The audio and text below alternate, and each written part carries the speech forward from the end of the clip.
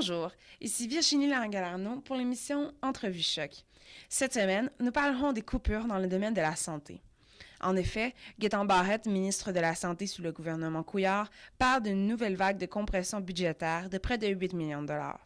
Le domaine de la santé, qui est déjà criant, se voit couper de nombreux postes. Ceci étant occasionné par le projet de loi 10 qui veut fusionner les centres de santé et de services sociaux. Élaborons les impacts de cette situation avec une infirmière-chef. Je la laisse tout d'abord se présenter. Bonjour, mon nom c'est Joanne Gouin, j'ai 50 ans. Ça fait plus de 25 ans que je suis infirmière et depuis 5 ans, infirmière temps plein, chef d'équipe. Je travaille en CHSLD, c'est-à-dire que c'est un centre de soins de longue durée, affilié à l'hôpital du Haut-Richelieu à Saint-Jean.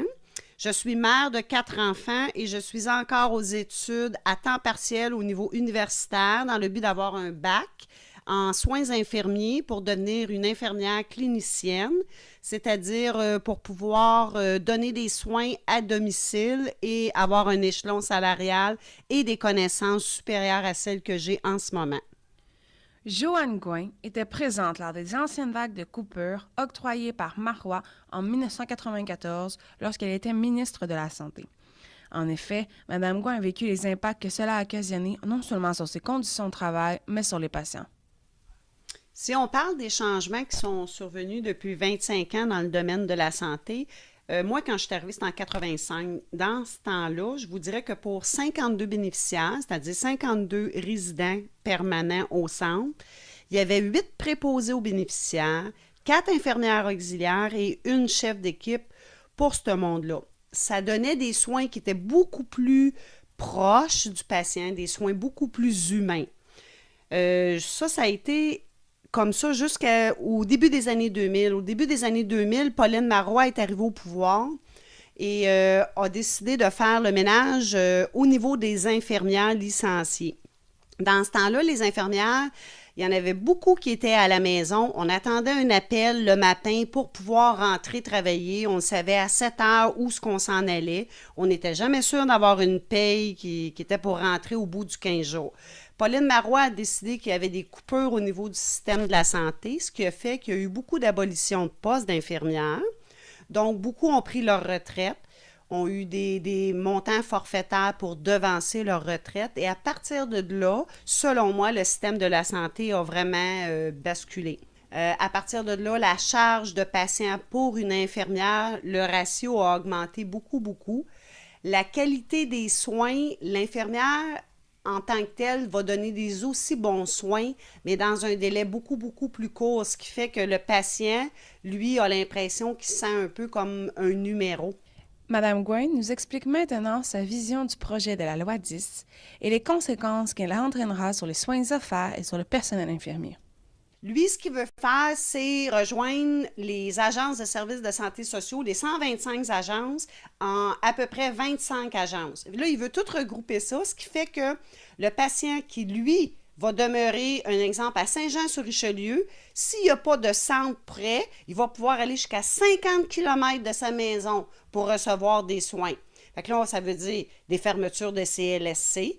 Ils vont couper là-dessus, ils vont couper sur les heures d'ouverture. Maintenant, le CLSC est ouvert jusqu'à 20 heures. Là, ils parlent de le fermer à 16 heures. Il ne sera plus ouvert les fins de semaine. Donc, ça va amener encore plus de surcharge au niveau du personnel de l'urgence. Donc, encore moins de nurses qui vont vouloir aller travailler là.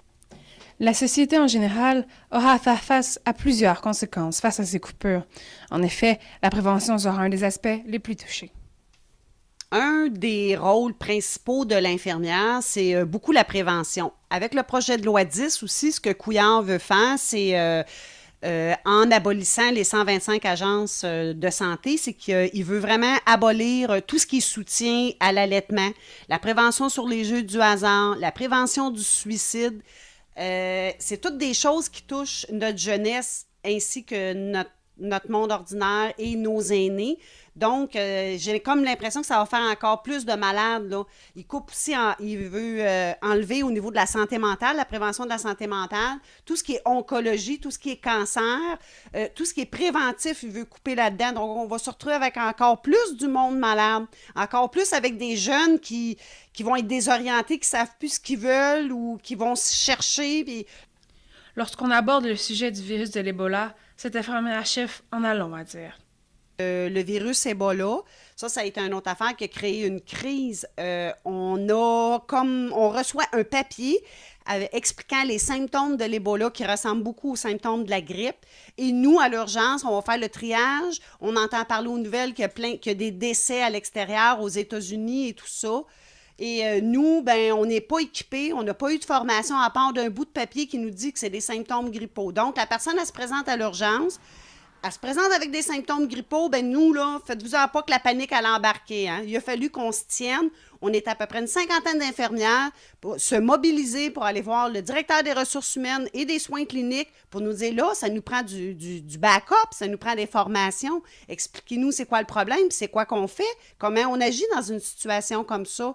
Fait qu'à quelque part, on se dit, on n'est même pas rassurés, nous, puis il faut essayer de rassurer le patient après ça. Elle dénonce non seulement le gouvernement provincial, mais le gouvernement fédéral aussi. Mais il envoie combien de soldats à la guerre? Il en envoie combien pour l'État islamique qui revendiquent eux autres aussi leurs droits? Mais là, on s'en va créer d'autres blessés quand je pense qu'on en a en masse chez nous puis qu'on n'est même pas capable de les soigner. On peut-tu commencer par soigner notre monde puis après ça, on enverra des soldats pour essayer de défendre les droits des autres? Nous aussi, on en a des droits. Nous aussi, on aimerait ça être géré par une équipe. Madame Gouin nous fait part de son implication dans la manifestation contre l'austérité du gouvernement Couillard qui eut lieu le 29 novembre dernier.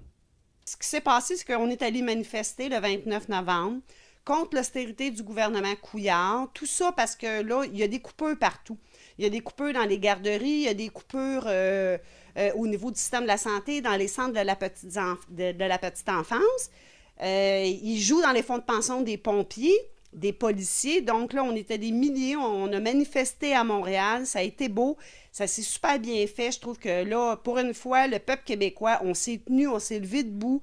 J'étais pas toute seule représentante de la FIC. La FIC, c'est vraiment notre syndicat, là, la Fédération interprofessionnelle. C'est les infirmières auxiliaires et les inhalothérapeutes. On était plusieurs à se tenir debout. Lorsque je lui demande si elle a des solutions contre tout ceci, elle me répond sans hésiter, le ticket modérateur. Il me semble qu'il y aurait d'autres solutions que de couper dans la santé. Mettons qu'on irait avec un ticket modérateur. Ils en ont parlé il y a quelques années, charger 5 $ à la personne qui se présente à l'urgence. Si on ferait juste ça, un petit montant pourrait devenir un gros montant. Pour finir, si je peux utiliser les mots de Joanne Gouin pour décrire l'état du système de santé actuel, je vous dirais... Le système de santé, personnellement, là, il est à bout de souffle.